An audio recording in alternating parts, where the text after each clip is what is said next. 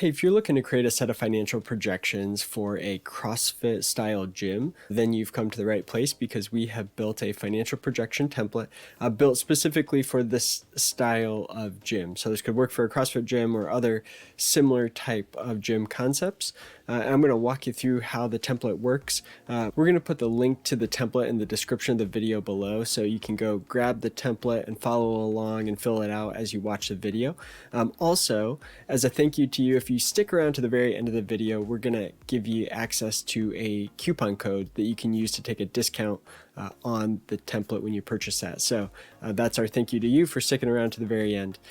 Now, before I dive into the details of how the template works, just a little bit of background on me. My name's Adam Huxama. I'm the co-founder of ProjectionHub. And what we do here, we help folks create financial projections for potential investors and lenders. In my background, I spent 12 years as the executive director of an SBA lender, where we approved over 1,500 SBA loans during my time there, including to CrossFit gyms or similar gym concepts as well. So, I come to this projection process from a kind of lender's perspective, and we'll make sure that, what we help you put together with this set of projections is going to meet what a lender is going to be expecting to see. So with that, let's go ahead and dive into how the template works. All right, so we are on the At a Glance tab, and this is kind of the end of the process. So after you have done everything, filled out all of the assumptions, this is what you're going to get: a number of different charts and tables and graphs and tools that will show you things like how many members is it going to take for you to break even? When do you break even? What's your profit margin look like? What's the member lifetime value? You're also going to get a 5-year income statement summary, a 5-year cash flow summary, 5-year balance sheet, and then the income statement, cash flow, and balance sheet all broken down by month for each of the 5 years. So that's going to meet what the SBA requirements would be in terms of what they expect to see in a set of projections. Now, in order to produce all those reports, we have a bit of work. We need to go back to our input tab here. So we're going to start on the input assumptions tab. And the first thing you need to know is that any cell that's highlighted in blue is an assumption that you can change without breaking something in the model. So we're going to put our company name here. We're going to put our projection start month. And usually this would be the month the business is going to open. And then if you already are open and you have a current cash balance, you could put the opening cash balance in this cell. But in this example, we're going to assume this is basically a startup. So we've got an initial equity investment here of $10,000. So if you're looking for an SBA loan, you're going to be required to have some equity, at least 10% of the total project cost, but probably more than that as equity investment, either from your own personal savings or from outside investors. So this example, we're saying 10,000 invested in month 1. And then we've got an SBA loan down here for 50,000 that we're also going to get in month 1 with 11% interest rate over a 10-year term. A couple other assumptions on this page. Accounts receivable, this just means you're going to get paid when you provide the service. You're not providing terms to anyone. You're not saying, go ahead, be a member now, pay me later. No, you're gonna get paid up front, and probably on auto draft type of a thing. You're gonna get paid each month from your members. Now on your accounts payable, this is just assuming that you're gonna pay 80% of your bills in the month that you incurred the expense. 20% of those bills maybe you'll have on a delay. So it could be things that you pay on a credit card, where you incurred the expense this month, you pay it with a credit card, but you don't have to pay the credit card off until next month. And so that gives you a little bit of cash flow support there. On the inventory side of things, you probably have a little bit of inventory, maybe some supplies, some food, some snacks, drinks, protein powders, that sort of thing. You could have opening inventory here. And then this, I would just recommend keep this 10% in here. This just keeps some small bit of inventory on the balance sheet and kind of replenishes that automatically as you grow. For the fixed assets here, we're going to assume that you need 20,000 in kind of improvements. Maybe you need to paint, you need to put a new floor down to get it ready, but maybe hopefully not too much in terms of build out here. And then 15,000 in terms of equipment is what we have in here as an initial kind of startup cost. We have a 10-year life expectancy for that. We're saying we purchased it in month 1, and the salvage cost is 0, meaning we're going to depreciate this over a 10-year term. We already talked about the SBA loan here, and then this little green box down here is just going to tell you, how much cash is needed based on your startup expenses here and the working capital the model thinks you're going to need, and then how much cash you have raised. So you want to make sure that this box, after you're all done with everything, you want to make sure it says starting cash is sufficient. But now this is going to change as you make changes to your revenue projections or your expense projections. So let's go ahead and take a look at revenue assumptions here. So let's say we think that the gym can meet the demand of 800 members. So it can fit up to 800 members. And we're going to have a monthly ad spend of $500 a month with an annual growth rate in that ad spend of 5%. We think it's going to cost us $200 to attract one new gym member. And we think that cost to attract new gym members is also going to go up at 5% a year. And then we think most of our members are probably going to come from word of mouth, social media, organic search. And so what we allow you to do here is just put in how many members you expect to bring in each month. And we set this for the first 24 months. We kind of want you to put that in manually because we think for a couple of reasons here. One, at the beginning in the first year, you're brand new, you're just opening, you're probably doing a lot of marketing, getting the word out there. And so you might have 75 new members, 50 new members a month, at a faster pace at getting new members here initially. And then maybe that kind of slows down, but we would expect, it's January and New Year's resolutions come around, people say, I got to get back to the gym. And so maybe you have kind of a seasonality here where January every year is a good month for new members, and maybe February as well. So maybe those two are higher months at 75 and 25 new members. And then maybe it goes back down to 15 new members a month. And so the way we have this working then is it follows that same seasonal pattern each month, but we have set an annual growth rate at negative 10%. So after month 24, it's going to be harder and harder to get new members is kind of the expectation. It'll still follow the seasonal pattern, but it will be harder to get new members because everyone that wants to be a member of your gym, maybe at this point, or maybe most of the folks that would want to be interested in being a member of your gym have heard about the gym. And so it's going to be increasingly difficult to get new members. That's why gyms kind of, reach a steady point and will probably kind of stabilize.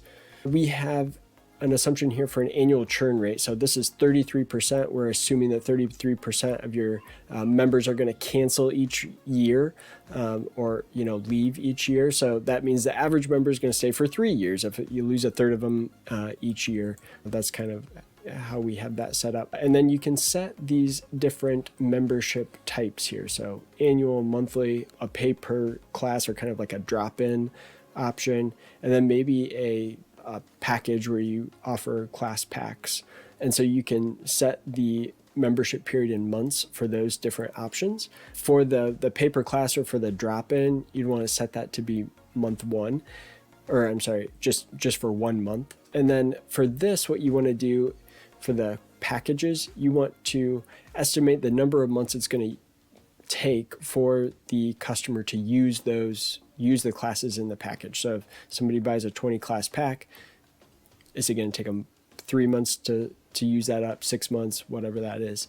So that's the assumptions you want to put there. And then you can come down here and put in your membership plan. So we've got a regular annual membership. We select the membership type here, and it's $1,800. And we think we're going to really try to push this because we get paid up front. And so we think 25% of our customers are going to go for the annual membership plan at $1,800 a month. And then we've got a monthly membership plan at $150. 45% of them will be in that level.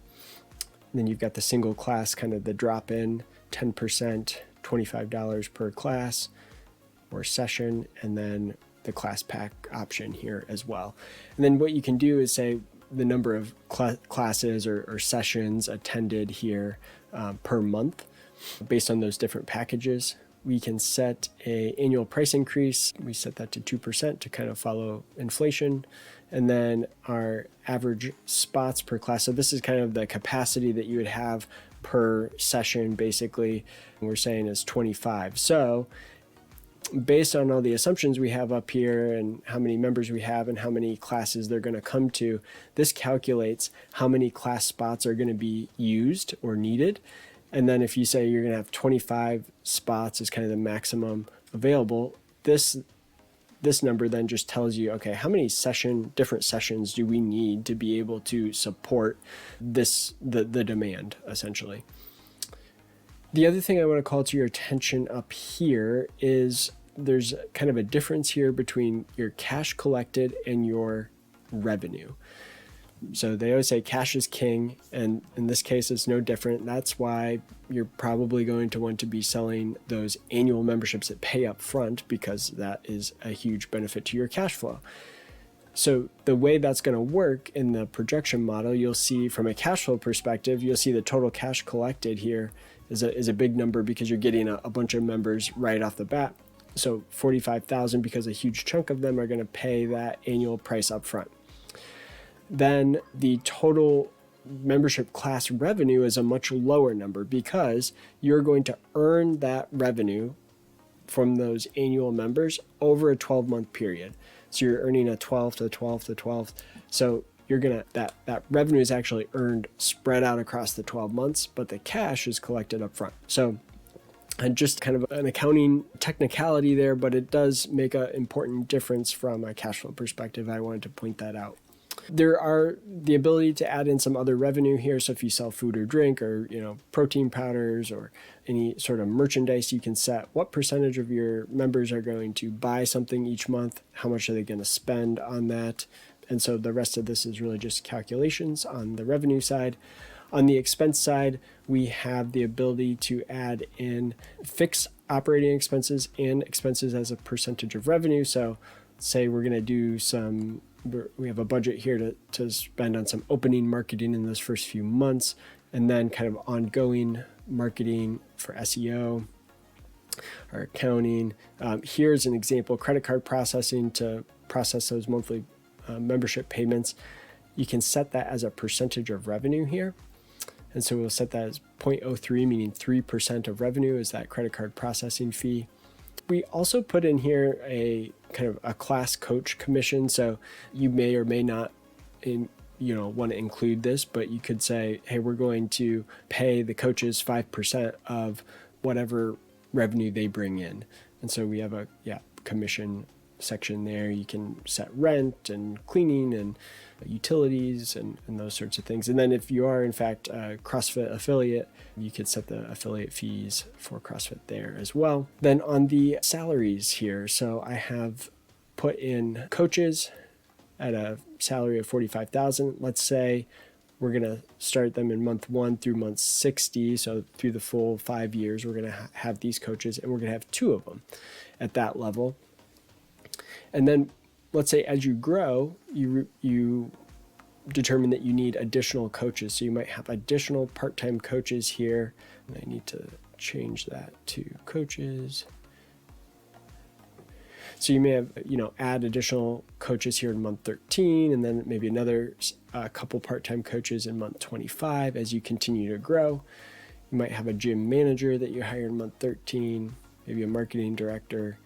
So, you're not required to have any of these positions, but you could, wanted to show you how you could fill that out and add those over time. And that really brings us back to where we started. So, what we see here is, a small net loss in that first year, which is why you need to raise some loan capital, some investment capital to help cover some of those losses in the first year as you're ramping up. But then you kind of swing to profitability here, and ultimately just under $1 million by end of year 5 with 20% profit margins if you're kind of operating on all cylinders here. So so that's kind of the process. If you need any help or you want to just say, hey, I want to just tell you about my plans for my gym, I want you to fill this out for me. Great, we can do that. We offer a template fill out service. You can reach out to us at support@ProjectionHub.com. We can help you with that.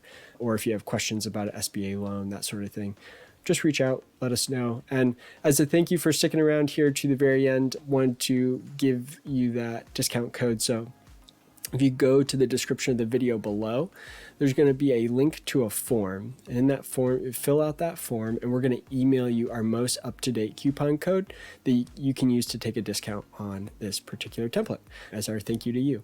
And if you found the video helpful here today, I'd love it if you were to like the video, subscribe to our channel. We talk about projections, and we talk about SBA lending and small business topics. So we'd love to have you be a subscriber to our YouTube channel here. So I think with that, that's all I have for you. Thank you. And again, if you have any questions at all, support@ProjectionHub.com. Thanks.